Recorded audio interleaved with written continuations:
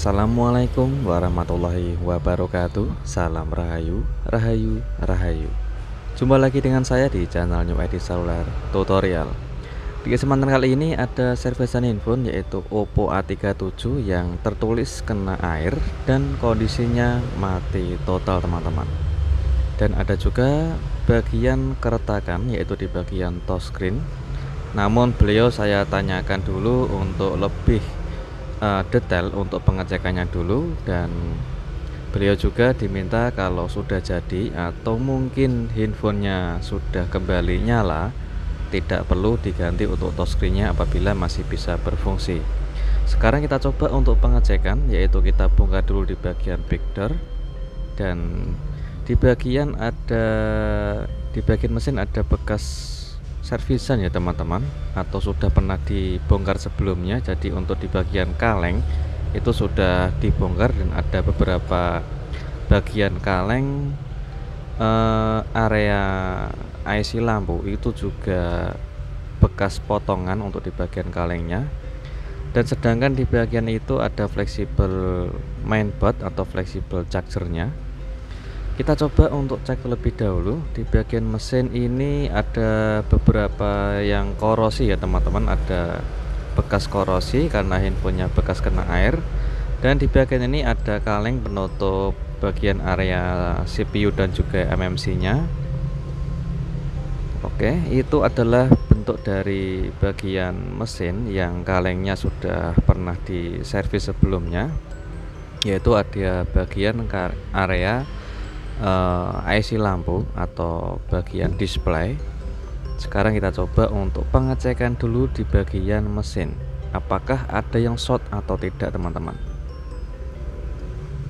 Oke, setelah saya cek ada short namun sangat sedikit teman-teman. Oke, setelah kita cek menggunakan alat multi, sekarang kita coba untuk melepas di bagian pengaman soket LCD nya dan juga pengaman soket dari fleksibel mainboardnya. Ini tujuannya untuk mengoreksi lebih dalam karena handphonenya kemasukan air.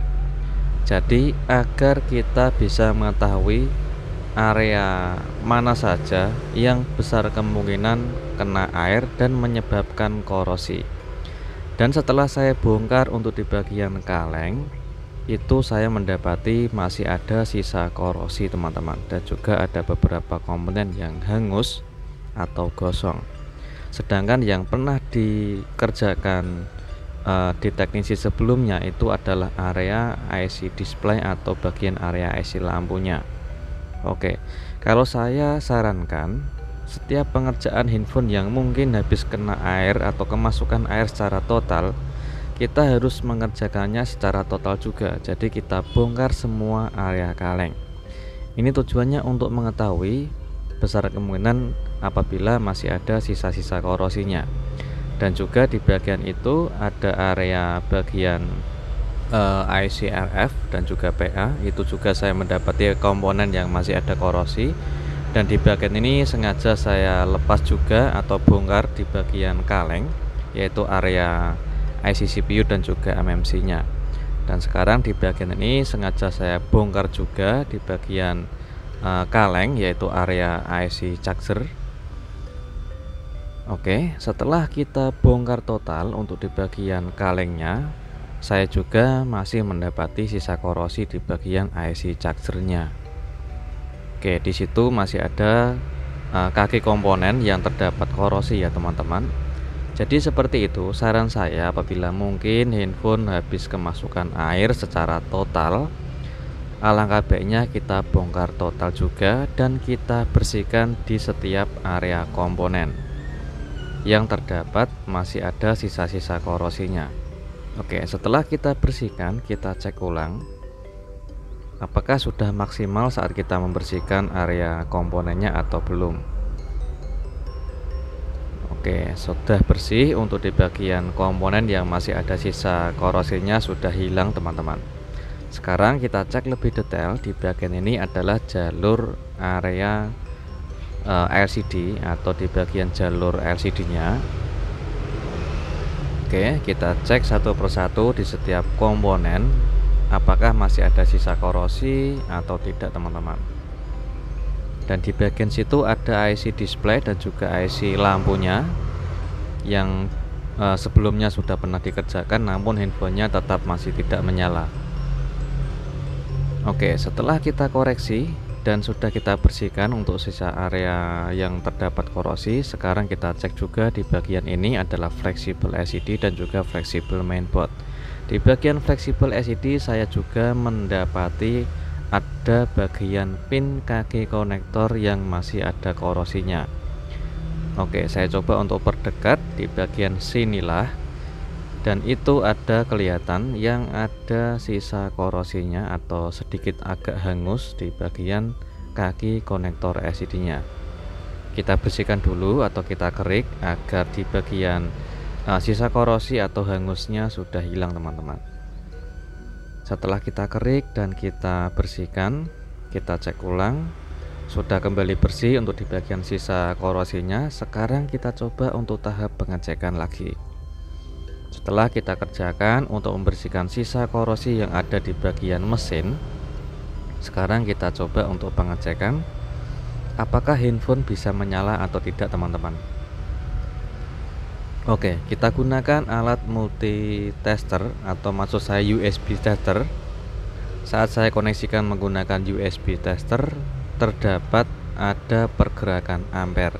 Ini seharusnya handphone bisa menyala teman-teman, atau handphonenya sudah bisa kembali nyala dengan normal. Sekarang kita coba tekan tombol power. Oke, setelah saya menekan tombol power, itu berasa getar atau ada getaran saat kita menekan tombol power untuk menyalakan. Namun handphonenya kita coba untuk pengecekan lagi karena tidak tampil layar LCD-nya. Setelah saya kasih senter, perhatikan pada LCD-nya. Setelah saya kasih senter, terlihat jelas ada gambar, namun LCD-nya ini gelap teman-teman. Ada gambar namun masuk di bagian recovery mode. Jadi handphone tidak loading ke logo Oppo ya teman-teman, atau tidak loading ke Android, namun stok di recovery mode. Dan juga layar LCD-nya itu gelap teman-teman. Jadi lampu LCD-nya itu padam atau lampunya mati, tapi LCD-nya tampil teman-teman. Jadi untuk pengerjaan saat kita membersihkan total di bagian sisa korosinya sudah sukses dan handphonenya sudah kembali menyala, namun LCD-nya gelap. Sekarang kita cek dulu di setiap jalur LCD-nya teman-teman, atau di bagian jalur lampunya. Sebelum kita lanjut untuk pengetesan atau pengecekan di bagian IC lampu, kita cek dulu di bagian jalur LCD atau jalur lampunya. Untuk di bagian situ, di setiap kaki konektornya itu terhubung semua, jalurnya tidak putus. Sekarang kita cek di bagian area IC lampunya atau di bagian komponen lampu.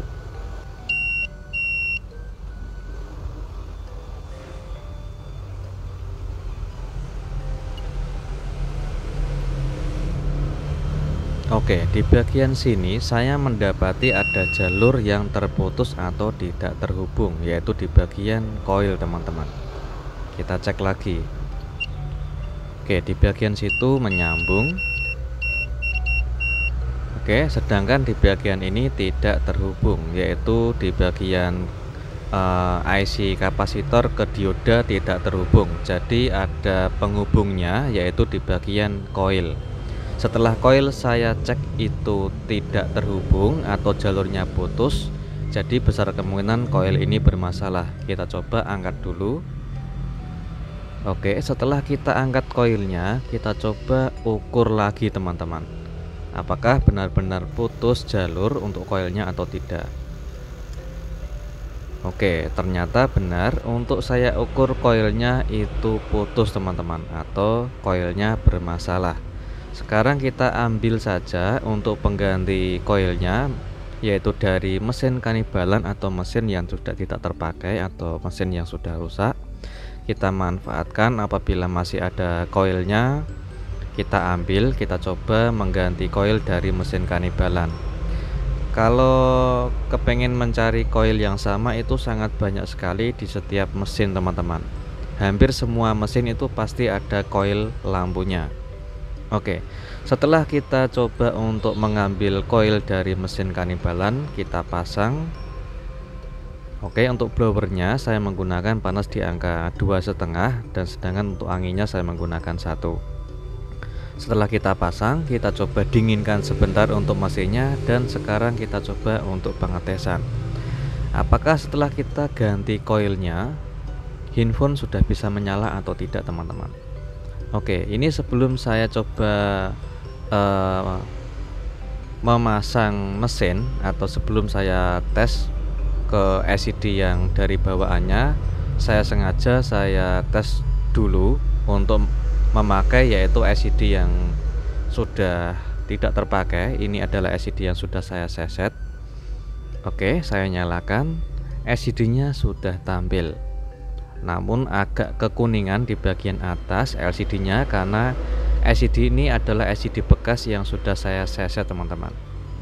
Daripada nganggur, saya simpan. Yang tujuannya seperti ini, apabila kita mendapatkan kerusakan handphone, itu bisa mengetes menggunakan LCD yang sudah tidak terpakai teman-teman. Untuk menggunakan LCD bekas, itu LCD-nya tampil ya teman-teman, sudah tampil setelah kita mengganti koil. Apakah kita pasang ke LCD dari bawaannya, ini LCD-nya bisa tampil atau tidak teman-teman? Dan alhamdulillah LCD-nya sudah bisa tampil dan bisa menyala. Namun sayang sekali, setiap menyala sampai logo itu hanya stok di logo recovery mode teman-teman. Perhatikan seperti ini, padahal untuk mesin tidak nempel ke fleksibel on off atau volume ya teman-teman, namun stok di recovery mode. Di bagian ini saya curiga di bagian ini adalah bagian dioda, yaitu jalur pada tombol volume.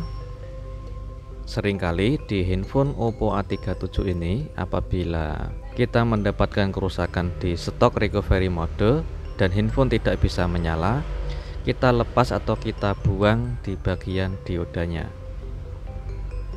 Oke, di bagian itu kita buang saja untuk diodanya dan kita rapikan di kakinya. Oke, setelah kita buang diodanya, kita rapikan untuk pin kaki yang ada di bagian mesin teman-teman. Oke, jika kita sudah mengerjakan seperti ini, apabila masih di stok recovery mode, silahkan dicek dulu di bagian fleksibel volumenya, karena belum tentu stok recovery mode itu belum tentu dari software dan juga belum tentu dari komponennya. Alangkah baiknya dicek terlebih dahulu di bagian switch mata tombol fleksibel volumenya. Sekarang kita coba nyalakan lagi, apakah sudah mau menyala sampai menu atau tidak setelah kita membuang komponen dioda tadi teman-teman. Alhamdulillah sudah bisa menyala dan sudah bisa loading. Sekarang kita tunggu sampai menyala sampai menu, apakah bisa menyala sampai menu atau tidak teman-teman.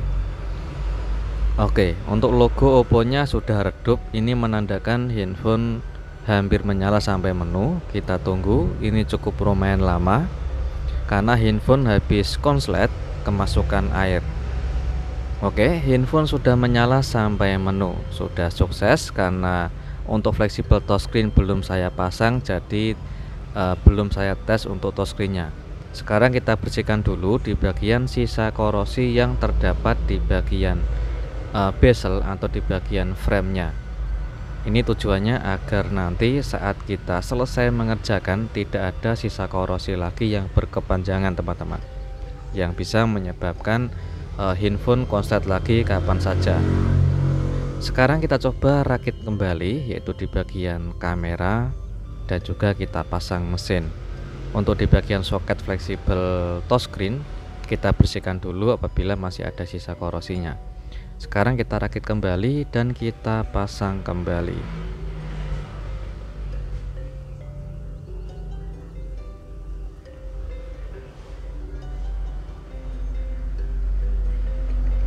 Oke, setelah kita rakit, kita coba menyalakan handphonenya lagi dengan menggunakan kartu SIM card dan juga kita coba koneksikan menggunakan charger. Oke, setelah kita koneksikan menggunakan charger, untuk pengisian baterai itu sudah bisa nambah dengan normal dan kita coba menyalakan infonya, yaitu untuk memastikan kartu SIM card kedetek atau tidak dan juga sinyalnya keluar atau tidak teman-teman. Karena infonya habis kemasukan air secara total, besar kemungkinan mungkin ada kendala lain, jadi kita harus cek terlebih dahulu. Oke, untuk infonya sudah bisa menyala, namun ada passwordnya. Untuk di bagian kontras layar LCD-nya ini bisa diatur ya teman-teman, dan LCD-nya sudah tampil. Namun ada bagian password atau pola, jadi saya tes menggunakan panggilan darurat. Untuk fungsi touchscreen masih bisa digunakan dengan normal. Dan untuk pengisian baterai atau chargernya bisa terhubung dengan normal, sekaligus untuk kartu SIM card kedetek dan juga sinyalnya keluar. Kita coba untuk nyalakan kuota datanya dan data selulernya bisa aktif teman-teman. Sudah sukses untuk pengerjaan Oppo A37 yang kemasukan air yang ada beberapa kendala kerusakan. Dan alhamdulillah sudah sukses semua, handphonenya kembali normal. Semoga bermanfaat dan jumpa lagi di tutorial berikutnya. Assalamualaikum warahmatullahi wabarakatuh.